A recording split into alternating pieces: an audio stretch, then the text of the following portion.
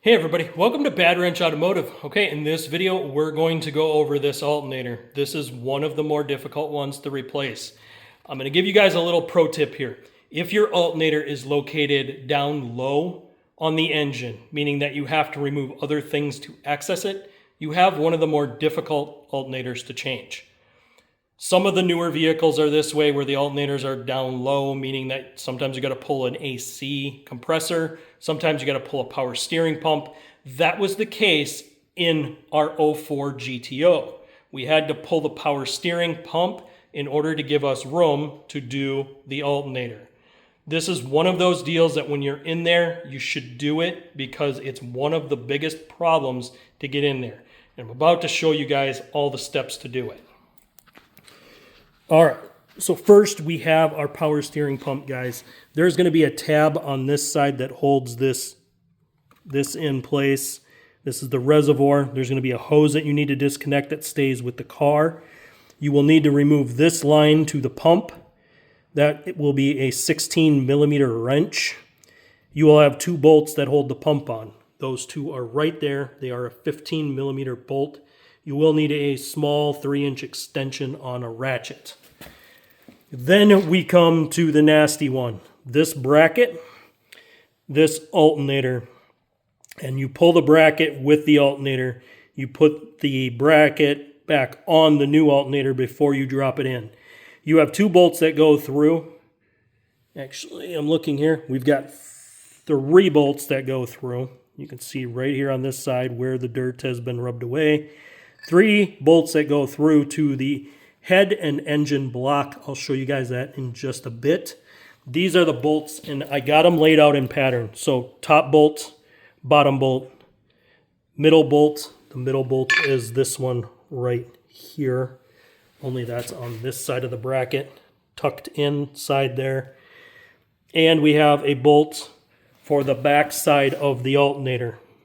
So I broke all these bolts loose and that one before I took it out of the car. Once I had those all broken loose, I took them out and laid the alternator down on the frame of the car, and I removed this wire and this connector. Let's go ahead and take a look at that connector. So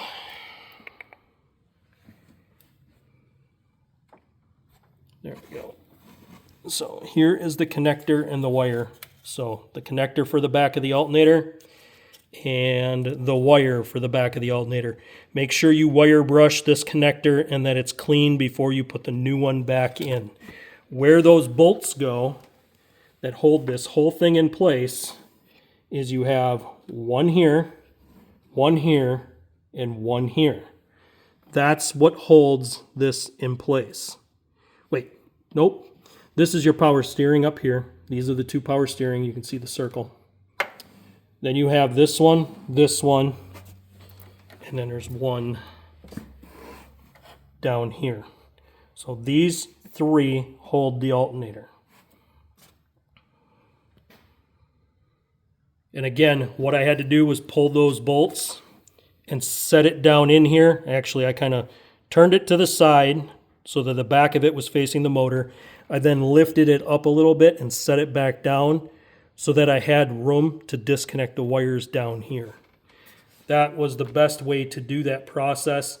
It worked out really well for me doing it that way, so that's probably how I'm going to do it to put it back in. Now, I did wrap a shop towel around that line. That is the line off of the back of the pump.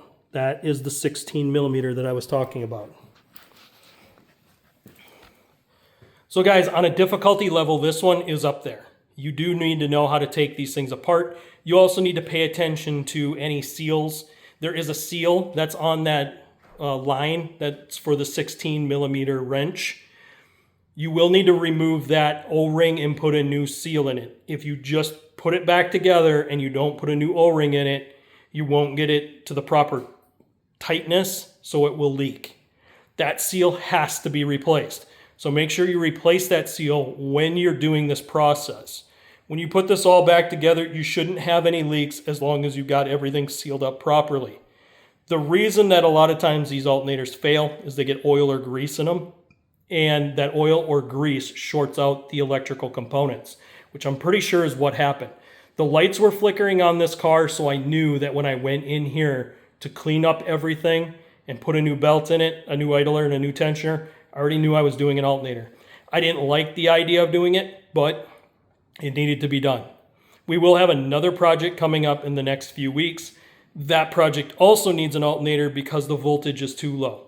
I pulled it on my scan tool and saw that my voltage was lower than it should have been at base idle.